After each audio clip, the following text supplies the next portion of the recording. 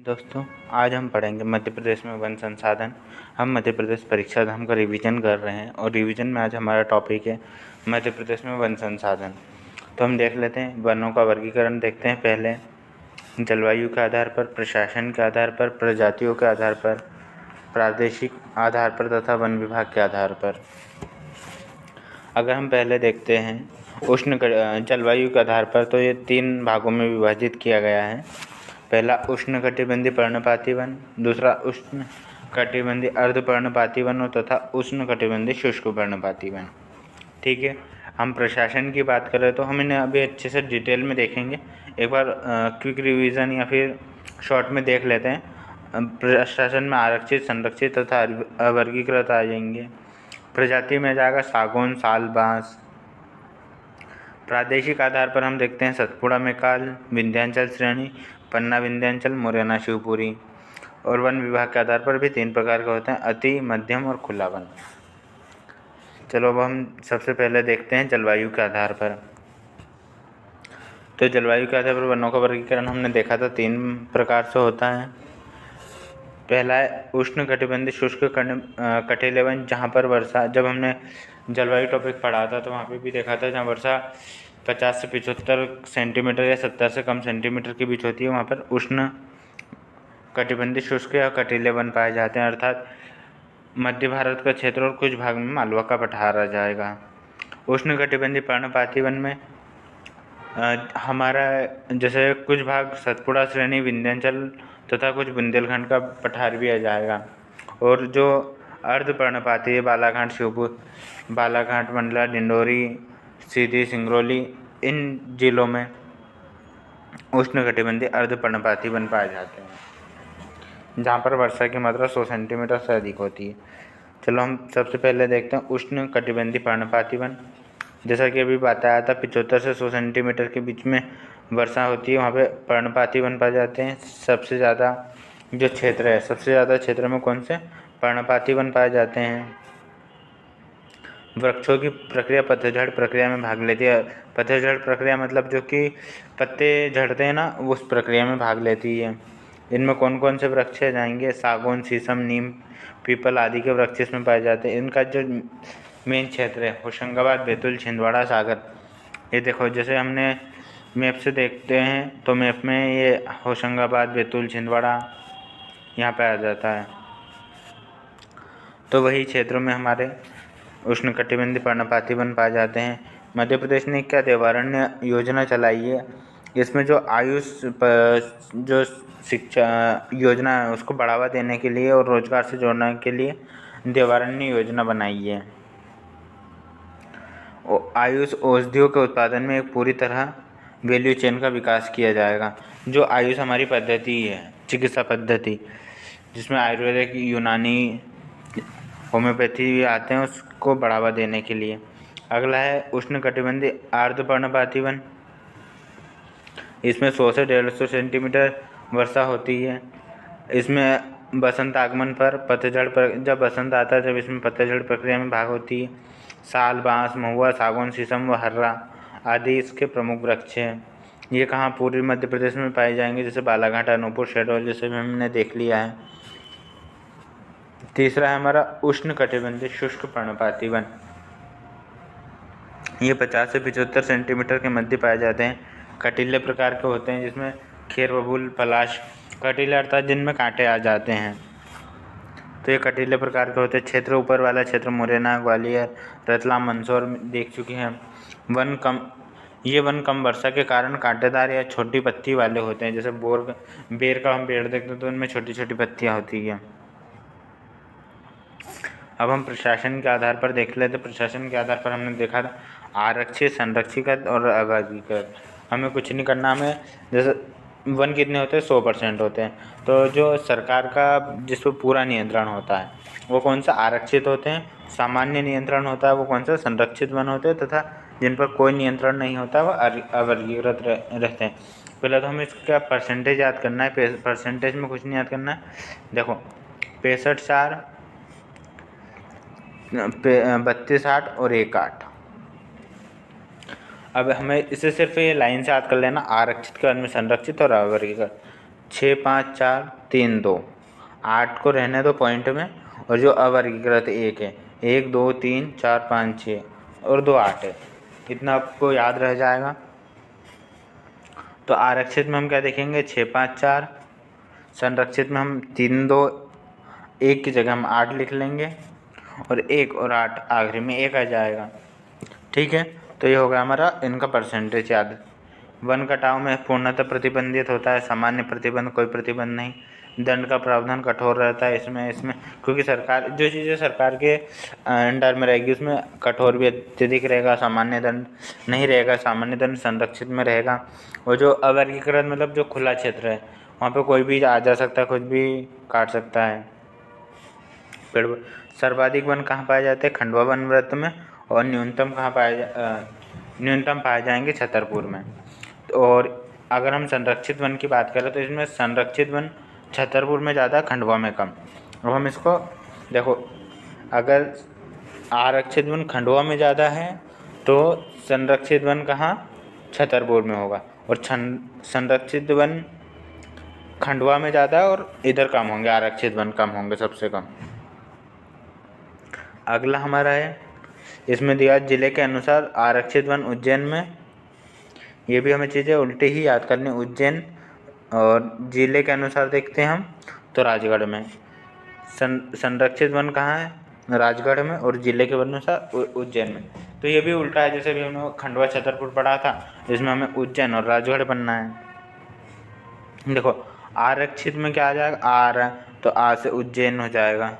हम उज्जैन आएंगे, हमेशा नहीं बोलते भगवान हमारा ये मनोकामना पूरी हुई तो हम उज्जैन दर्शन करने आएंगे। ठीक है, तो उज्जैन होगा। अब एक चीज़ याद रह गई तो सभी हो जाएगा। अब जैसे सर्वाधिक आरक्षित हो रहा है क्षेत्र उज्जैन हो रहा है, तो उज्जैन का उल्टा कौन सा हो जाएगा, राजगढ़ हो जाएगा। तो जहाँ वहाँ पे जिले के अनुसार सबसे कम वन रहेंगे, और इधर जो संरक्षित वन है, संरक्षित में राजगढ़ हो जाएगा पहला, उधर उज्जैन हो जाएगा।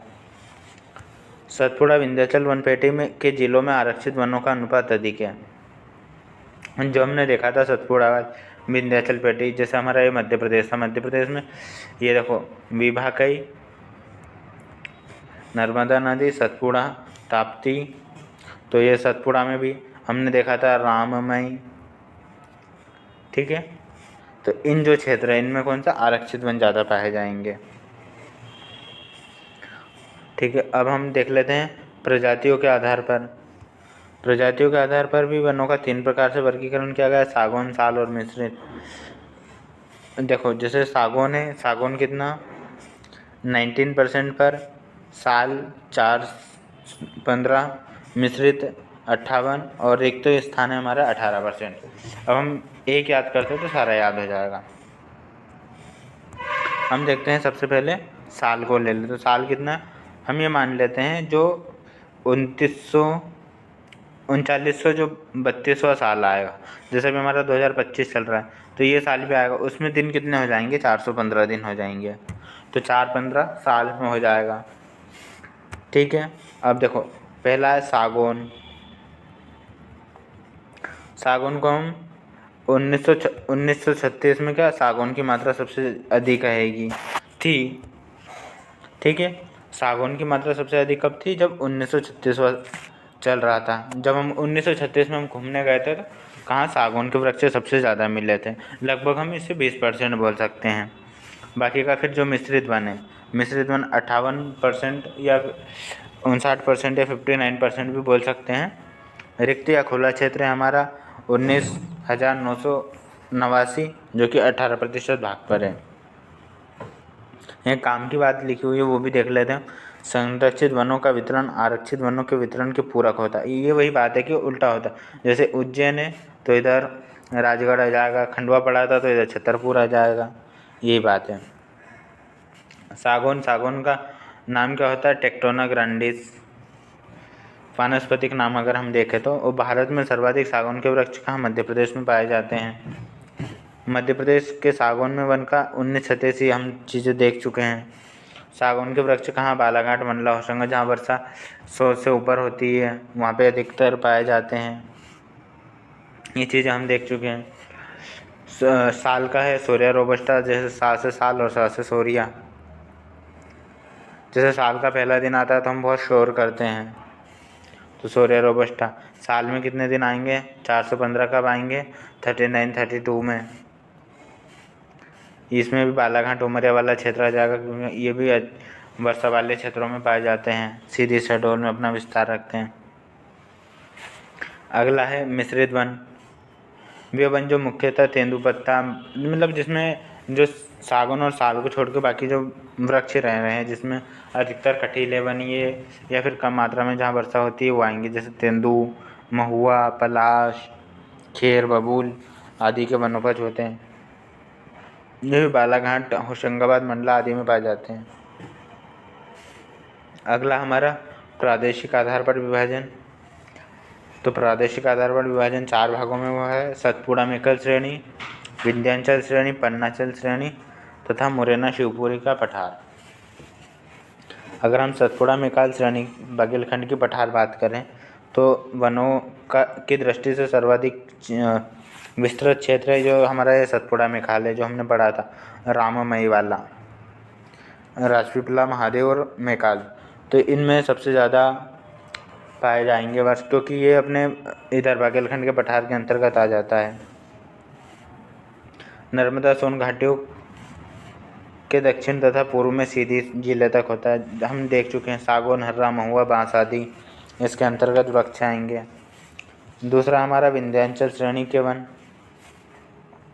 ये वन नर्मदा सोन घाटी, ये जो हमारा हमने विंध्याचल का पठार देखा था, हमने इसे याद किया था विभाग कई, तो विंध्याचल, भांडेर, कैमूर, तो इस क्षेत्र के अंतर्गत नर्मदा सोन घाटी भी आती है। हमने देखा था जैसे ये विंध्याचल का पर्वत पठार है और उसके बाद में नर्मदा घाटी है, सतपुड़ा, और यहाँ से अमरकंटक से नर्मदा, सोन, जोहिला 3 नदियाँ निकलती हैं, तो ये नर्मदा घाटी के क्षेत्र में आ जाएगा। मुख्यतः रायसेन, सिलवानी, भांडेर पठार में काफ़ी अधिक चौड़ा है। उसके बाद में हम देखते हैं पन्ना विंध्याचल, जो कि हमारा विंध्याचल पन्ना वाला भाग है, ये ऊपर वाला, ये हमारा मध्य प्रदेश है, तो यहाँ का जो क्षेत्र आएगा विंध्याचल पन्ना वाला, इस क्षेत्र में ये ज़्यादा पाए जाते हैं तेंदुपत्ता, शीशम, पीपल।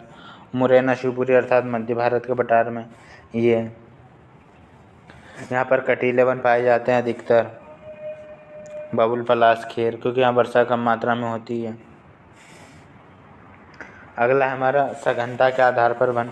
सघनता के आधार पर वन 3 प्रकार के होते हैं: अल्प, मध्यम और सघन क्षेत्र, जहाँ पर कम पाए जाते हैं। जैसे ये हमारा, हम स्टार्टिंग में देखे थे उष्णकटिबंधी, अर्धपर्ण या कटीले वन हो जाएगा, इधर शुष्क पर्ण, अर्धपर्णपाती, और ये जो हमारा क्षेत्र है इसमें पर्णपाती वन।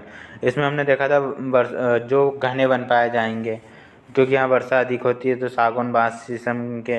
ये जो अभी हमने मुरैना वाला पठार देखा है, बुंदेलखंड और पन्ना वाले चीज़ें देखी है, उसमें ये पेड़ आ जाएंगे मध्यम, जिसमें कम मात्रा में वृक्ष होते हैं, और सबसे कम मात्रा में कहाँ होते हैं?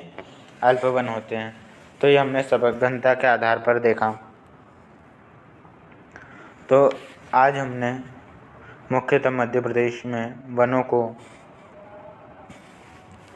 जलवायु के आधार पर, प्रशासन के आधार पर, प्रजातियों के आधार पर, प्रादेशिक विभाजन के आधार पर तथा वन विभाग के आधार पर देखा है और उन्हें ट्रिक के माध्यम से याद करने की कोशिश की।